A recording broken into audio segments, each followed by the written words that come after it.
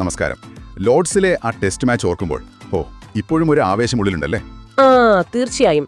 ഇന്ത്യയും ഇംഗ്ലണ്ടും ശരിക്കും അവസാന പന്തുവരെ ശ്വാസം പിടിച്ചാണ് കണ്ടത്. അതെ, ആ 5-ാം ദിവസത്തെ കളി, ഇന്ത്യയുടെ ചേസിംഗ്, എന്തൊരു ടെൻഷനായിരുന്നു.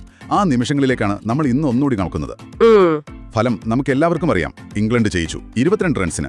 പക്ഷേ ആ സ്കോറിനപ്പുറം ഒരുപാട് കാര്യങ്ങളുണ്ട് സംസാരിക്കാൻ, പ്രത്യേകിച്ച് ഇന്ത്യയുടെ ആ പോരാട്ടം. ശരിയാണ്. 193 പ്രതിരോധിക്കുക എന്നത് ലോർഡ്സിൽ അതൊരു വെല്ലുവിളി തന്നെയാണ്. ഇംഗ്ലണ്ട് അത് ഭംഗിയായി ചെയ്തു. പക്ഷേ ഇന്ത്യൻ സൈഡിൽ നിന്ന് നോക്കുമ്പോൾ രവീന്ദ്ര ജഡേജ എന്തൊരു കളിയായിരുന്നു അത്. അസാമാന്യം.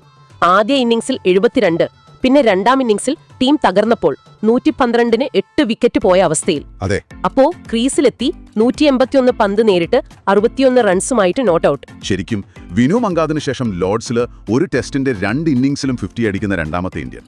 അത് വലിയൊരു നേട്ടമാണ്. വാലറ്റത്തെ കൂട്ടുപിടിച്ചുള്ള ആ പോരാട്ടം, സത്യം പറഞ്ഞാൽ അത് ഇന്ത്യക്ക് വലിയ പ്രതീക്ഷ നൽകി. അല്ലെങ്കിൽ നമ്മൾ എപ്പോഴും കാണുന്നത് വാലറ്റം പെട്ടെന്ന് പോകുന്നതാണ്. പക്ഷെ ഇവിടെ ബുംറയും സിറാജുമൊക്കെ നന്നായി നിന്നുകൊടുത്തു ജഡേജയ്ക്ക്. അതെ, അതാണ്. പക്ഷെ ആ പോരാട്ടം മാറ്റിവെച്ചാൽ കളിയുടെ ഗതി മാറ്റിയ ചില കാര്യങ്ങളുണ്ട്. ഓർക്കുന്നുണ്ടോ ആ 2-ാം ദിവസം രാവിലെ പന്ത് മാറ്റിയത്? അത് നിർണായകമായി. ബുംറയൊക്കെ നന്നായി എറിഞ്ഞ് ഇംഗ്ലണ്ടിനെ പിടിച്ചുകെട്ടിയ സമയത്താണ് 260 നിന്ന് 271 എത്തിച്ച സമയം. അപ്പൊ പന്തു മാറ്റി. ആ പുതിയ പന്തിൽ പിന്നെ പ്രതീക്ഷിച്ച സ്വിങ്ങോ സീമോ കിട്ടിയുമില്ല. അത് ഇംഗ്ലണ്ടിന്റെ വാലറ്റിന് ശരിക്കും പറഞ്ഞ കാർസിനൊക്കെ നന്നായി ബാറ്റ് ചെയ്യാൻ പറ്റി. അതോടെ സ്കോർ 387-ലെത്തി. 6 റൺസുകൾ അവസാനം നല്ല വ്യത്യാസമുണ്ടാക്കി. അതുപോലെ തന്നെ ആദ്യ ഇന്നിംഗ്സിലെ രാഹുലും പന്തും നല്ലൊരു കൂട്ടുകെട്ടുമായി വരുമ്പോഴാണ് ആ റണ്ണൌട്ട്. അതൊരു എന്താ പറയാ, അനാവശ്യ റണ്ണൌട്ടായിരുന്നു. 141 റൺസിന്റെ പാർട്ട്ണർഷിപ്പ് ആയിരുന്നു അത്. ബെൻ സ്റ്റോക്സിന്റെ ആ ത്രോ. അതെ, Stokes player of the match, പന്തുകൊണ്ടും ഫീൽഡിങ്ങിലും ശരിക്കും കളിയിൽ ഒരു ഇമ്പാക്ട് ഉണ്ടാക്കി അദ്ദേഹം.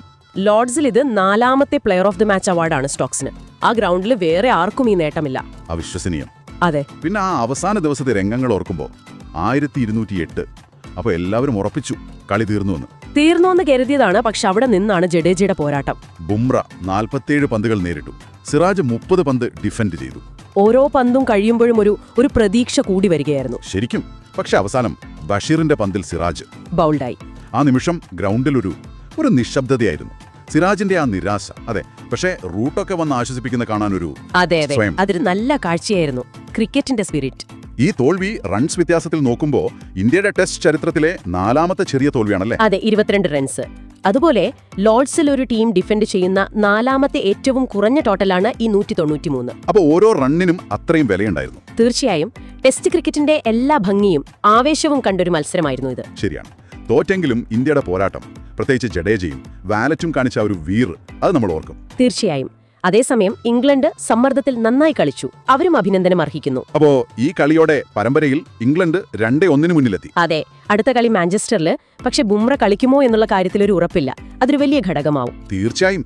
എന്തായാലും ഈ ഒരു കളിയിലെ ഇന്ത്യൻ ടീമിന്റെ ആ പോരാട്ട വീര്യത്തെക്കുറിച്ച് നിങ്ങൾക്ക് എന്താണ് തോന്നുന്നത്? അടുത്ത കളിയിലേക്ക് വരുമ്പോൾ വിജയത്തിലേക്ക് തിരിച്ചുവരാൻ എന്തൊക്കെ കാര്യങ്ങൾ ശ്രദ്ധിക്കണം? ഇതൊന്ന് ആലോചിച്ച് നോക്കൂ. അടുത്ത തവണ വീണ്ടും കാണാം.